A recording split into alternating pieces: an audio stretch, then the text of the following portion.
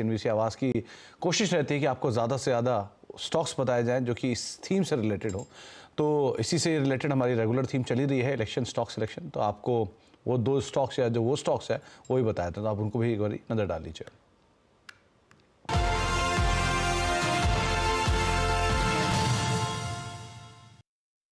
मेरी नज़र है बाटा पे, क्योंकि मुझे लगता है कि ऐसे मार्केट में थोड़ा कॉन्ट्रा ट्रेड जहां पे करेक्शन खत्म हुआ है या वन बाउट ऑफ सेलिंग, एक जो पहला सेलिंग है वो एब्सॉर्ब हुआ है, वो है बाटा। मेरे हिसाब से यहाँ पे बॉटम लग चुका है 1350 के ऊपर बाटा हम बाय करेंगे। 1320 1325 के ट्रेजेक्टरी में आप स्टॉप लॉस को रख दीजिए। और मुझे लगता है कि यहाँ पे जिस तरह से ये पैटर्न पैन आउट हो रहा है, जो डाइवर्जेंस आ रहा है, इसका टारगेट कम से कम 1500 से लेके 1550 तक का होगा। तो बाटा पे नजर है। मुझे लगता है यहाँ पे एक अच्छा ट्रैक्शन, अच्छा मूव मिलना चाहिए और पोजिशनली उसमें एक्यूमुलेशन एक सेफ स्ट्रेटेजी होगी। डिक्लाइंस पे आईसीआईसीआई बैंक मिलती है, तो मुझे लगता है I think it's a very good pick. दो तीन चीजें, एक आई थिंक जो वीएफएसआई एज अ स्पेस है, स्पेसिफिकली लार्ज कैप बैंक्स, एक वैल्यूएशंस के तौर पे आई थिंक रीजनेबली प्लेस्ड है। और दूसरा, जैसे हम देखते हैं मार्केट विद इंडिया में जो ईपीएस आरएस रेटिंग्स है, इंस्टीट्यूशन होल्डिंग है, ये सारी क्राइटेरिया जो हम ट्रैक करते हैं ये फुलफिल करता है। दूसरा, आई थिंक जो नंबर्स रहे हैं अब तक 9 महीनों तक, ये रीजनेबली स्ट्रांग रहे हैं। और ये उम्मीद यही है कि at some point of time, जैसे रेट कट का भी सिलसिला स्टार्ट होगा in the second half of this calendar year, quantum of rate cuts is still a dispute globally and locally as well, but at some point जब start होगा तब NIMs and spreads should start reverting back to mean. और इसलिए second half की जो earnings recovery ये वित्त वर्ष की रहेगी, ये बहुत शानदार रह सकती है। तीसरा, आई थिंक जो प्रोविजनिंग है बुक्स के ऊपर, ये एडिक्वेटली प्रोवाइडेड फॉर है। SMA1 SMA2 बुक जो ओवरऑल रीस्ट्रक्चर्ड बुक है आईसीआईसीआई के बैलेंस शीट के ऊपर, और एक्सपेक्टेशंस जो हम बांध के रख रहे हैं in terms of PCR and cost to income ratios, ये नीचे ही आते जाएंगे। PCR going up, cost to income ratios going lower. इसके लिए आई थिंक रिटर्न रेशियोज भी अच्छे खासे रह सकते हैं। तो अगर पुलबैक्स पे ये स्टॉक मिलता है तो मुझे लगता है लार्ज कैप से एक बहुत अच्छा विकल्प हो सकता है। तो आईसीआईसीआई बैंक 1300 रुपए के टारगेट्स के लिए मयूरेश को पसंद है और बाटा इंडिया ये दूसरा स्टॉक है जिसके ऊपर आप नजर बना के रख सकते हैं। कुछ और स्टॉक्स की अगर बात की जाए तो रूपक आज अच्छा अपमूव है मेटल स्पेस में, जिनका भी हम जिक्र कर भी रहे थे मिड कैप गेनर लूजर्स में। नाल्को बढ़िया तेजी में 4% का मूव है, हिंडाल्को 3-3.25% ऊपर है। इन दोनों को देखिए, कोई ट्रेड बन रहा है क्या यहाँ पे?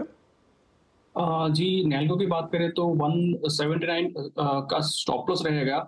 और क्योंकि एक कंसोलिडेशन में, बट कंसोलिडेशन के पहले देखें तो इसके पहले एक स्ट्रॉन्ग अपसाइड था, तो एक अपवर्ड मूव, अभी कंसोलिडेशन, उसके बाद एक और अपवर्ड मूव एक्सपेक्टेड है।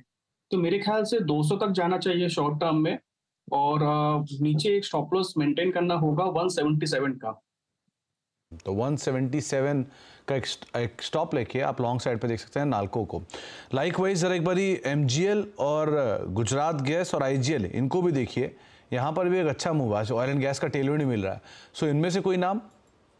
इनमें से मैं नाम करना चाहूंगा एमजीएल का, क्योंकि एमजीएल में भी एक अपसाइड दिखा है, उसके बाद एक डाउनवर्ड्स कंसोलिडेशन था, और डाउनवर्ड्स कंसोलिडेशन का आज ब्रेकआउट है विद राइजिंग वॉल्यूम। तो मेरे ख्याल से लग रहा है 1600 तक जा सकता है अपसाइड में, और नीचे एक स्टॉप लॉस मेंटेन करना होगा तो 1434 का।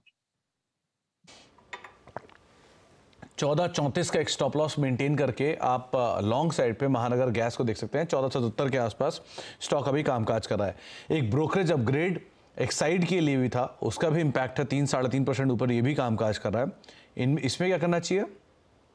मुझे लगता है एक साइड में एक स्ट्रॉन्ग रैली आया था, प्रीवियस जो डाउनफॉल था उसका 200% रिट्रेसमेंट तक पहुंच गया एक साइड। तो मेरे ख्याल से एक बार प्रॉफिट बुक करना चाहिए और नीचे के लेवल्स के लिए वेट करना चाहिए एक साइड में। इस लेवल पे आप एंटर करने में कंफर्टेबल हो इसमें? मोटा मोटी 380 तक अगर आता है तो बाई करना चाहिए, 380 385 के बीच में आता है तो बाई करना चाहिए वापस। ओके, 380 385 के आसपास आए तो वहाँ परिवारों को खरीदारी करनी चाहिए। ऑटो में आपने टीवीएस का नाम लिया, मारुति को देखिए, यहाँ पर भी अच्छी रिकवरी है। डे हाई की तरफ ही जा रहा है मारुति स्लोली एंड स्टेडली। 4-4.25% के आसपास का ओआई रिडक्शन है, बढ़िया शॉर्ट कवरिंग दिख रही है। कैसे रीड कर रहे हो आप इसे?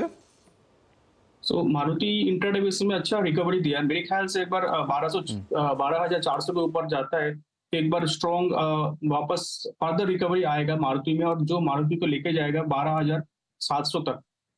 तो 400 के ऊपर सस्टेन करना पड़ेगा मारुति को। ओके, चलिए, बहुत बहुत शुक्रिया रूपक हमारे साथ मौजूद रहने के लिए, सभी शेयरों पर, बाजार पर हमसे चर्चा करने के लिए और अपना टेक देने के लिए। एक ब्रेक